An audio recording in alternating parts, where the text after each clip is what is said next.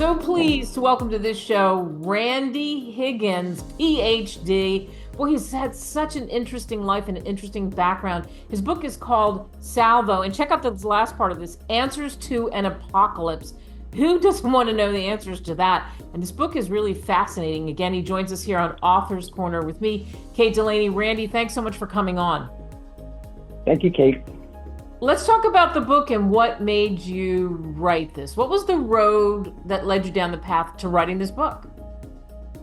Oh, wow. It was a long road.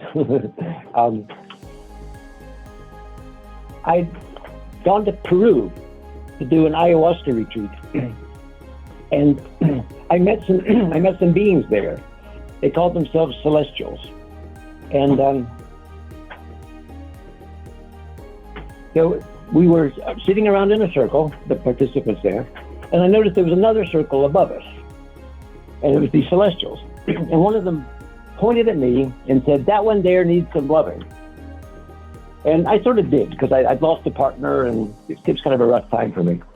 So one of them came down and entered my body, and he stayed there, and he came home with me. And then when I got home to Virginia, they decided to teach me how to meditate the right way.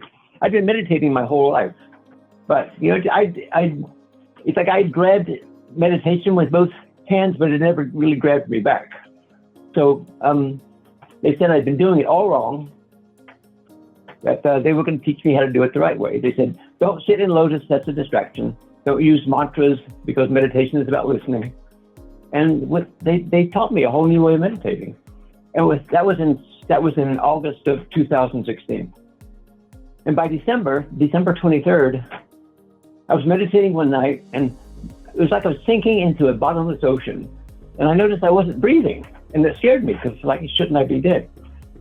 But then I remembered that I'd heard about breathless meditation. So after the sitting, I Googled it, and sure enough, it's called samadhi.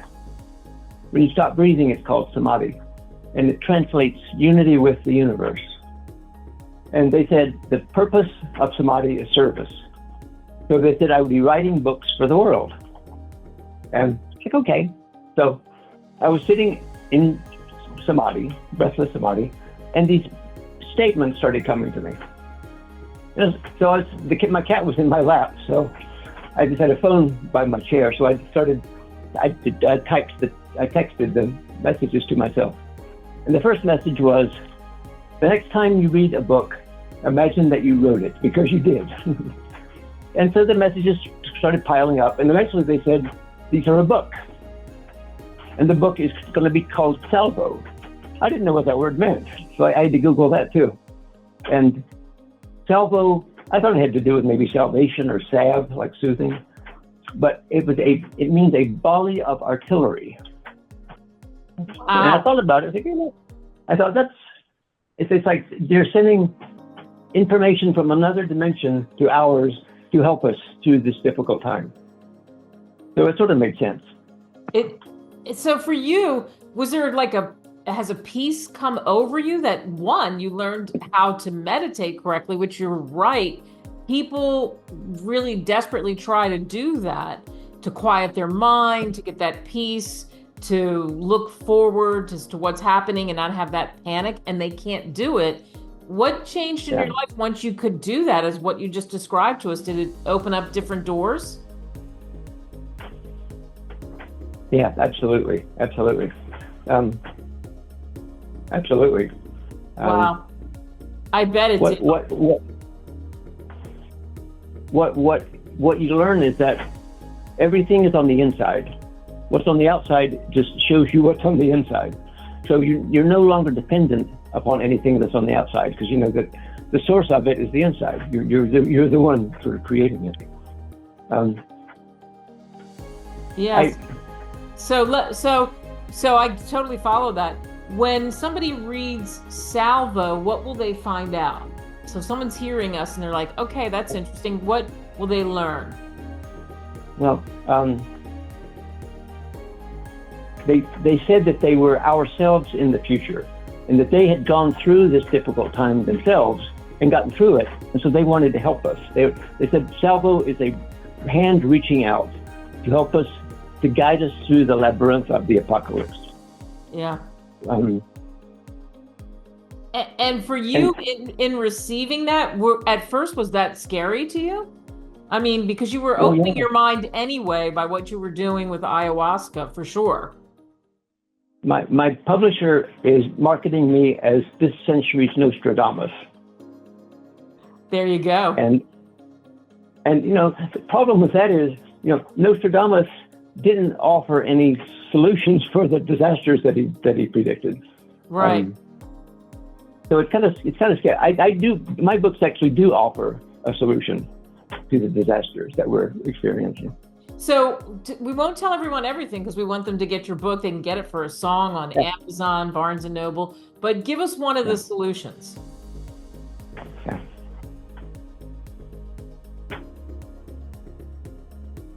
The solution is to let go and surrender. Instead of fight it, surrender to it. That's the key solution. The key solution is to do that instead of constantly the back and forth, the butting of the heads. Yeah. That just digs you deeper into the problem. So what you're essentially doing is surrendering to death. But death is a doorway. Death is the doorway that we have to go through to get to where we're going, basically. Fear of death is what keeps us stuck and keeps us trapped. Boy, I agree with that. Death is the doorway. And once you understand that, then your heart opens up, your life feels different, doesn't it? Yeah, absolutely. I bet. They said that from their point of view, we are long dead. We died like hundreds of thousands of years ago. So that's actually the key to realize that you're already dead. That's where the freedom comes in. You're already dead. That you're already dead. There's nothing to be afraid about. Yeah. Right. It's interesting because your background too, I want to make sure I tell everyone this. I mean, you grew up in the Blue Ridge Mountains. I spent so much time there, beautiful in Virginia.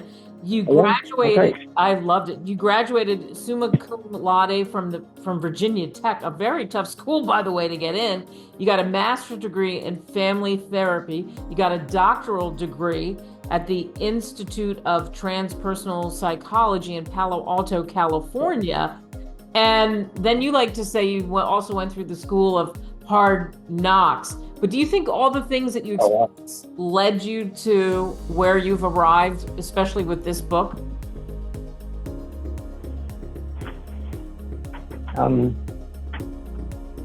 It's sort of like I've lived through my own apocalypse several times. I've had a couple of life-threatening illnesses. Ooh. I was homeless on the streets of San Francisco for 7 months. Now that was an education. Wow. How did you, when you were homeless, how did you get out of that? What happened? Did people help you? How'd you find your way out? I kept waiting for somebody to come and help me, and they don't. There are thousands of people homeless on the streets of San Francisco, so it's considered no big deal. No, that was when I loved California. Even when I was home, it was funny. Even when I was homeless, I loved California. I loved San Francisco. But at some point, I realized that I wasn't going to last much longer. Every morning, I was waking up, crying. Every morning, I woke up crying with my teeth chattering. Wow. I knew I wasn't going to last. I knew I wasn't going to last long. So that was when I decided it was time to come back home to Virginia. Right. So much easier. Yeah. Yeah. And I was fortunate to have a home to come back to. Right. No kidding. Right. So, so when people read Salvo, Answers to an Apocalypse, like we're saying, the doorway, death is the doorway, and that's the hashtag, death is the doorway. What do you hope they take away? a much greater vision of reality and of themselves. Life is so much bigger than we know, so much more grand and magnificent. And that's what you open up to. And it's easy to get caught up in the things that happen to you, like you just described to us, illnesses, what happened in San Francisco, all of that, and it becomes overwhelming, doesn't it? When you get overwhelmed, that's when something happens. That's when you surrender. You see, when you get overwhelmed, you have to become overwhelmed in order to surrender. Right. The overwhelm is actually the key. You have to be overwhelmed or you're never going to surrender. Because when you surrender, something else takes over. Right, to break through the door. So for you, when Salvo is published, it's out there in the world, how does that make you feel that you put it together? You did it. Well, my publisher, they wrote me and they said, "Are you sitting down?" And when it came out, it was number 1 in 5 categories on Amazon, and number 2 in the category of philosophy. It actually outsold Jane Goodall, which is ridiculous because I love her. But that was astonishing to me. I still don't know how that happened. Wow, no kidding. And I think about this. This is your second book because you wrote another book before that, and yeah. And so in doing that, does that make you want to write? You did After the Rapture. Does that make you want to do another book? Oh, I already have. Yeah. In fact, I just finished my 8th book. Wow, your 8th book. That is something. They're all out there on Amazon. You can find them. Right, and I have seen a series of them where and some of it follows along with what you're talking about here. To you, is Salvo kind of and you just talked about how you beat out Jane Goodall in one of the categories, which is amazing. Is that kind of the crowning achievement? Like, hey, this is great that it's out there, people are consuming it. It's coming out in audiobook soon with ReadersMagnet. That's exciting. Wow. When I wrote Salvo, the ETs told me, they said, "Okay, your work is done." They said you could rest on your laurels and coast for the rest of your life, retire as a minor celebrity, and just kick back. And they said, or if you want to continue writing, you can. But they said Salvo says everything. Every other book you write will just be an elaboration. And I think that's the case. But I enjoy writing, so I have continued writing. So Salvo is like the grandfather of all my books. I like that. That's the word I was probably looking for, the grandfather of all the books. So in having that out there and having written the other books and what you learned, and I love that you talked about the journey and the fact about meditating and all of that and what goes into it, it has to feel, I go back to the same thing, it has to feel gratifying that that you may be changing some people's lives who are struggling and looking for the answer, as you say in your book.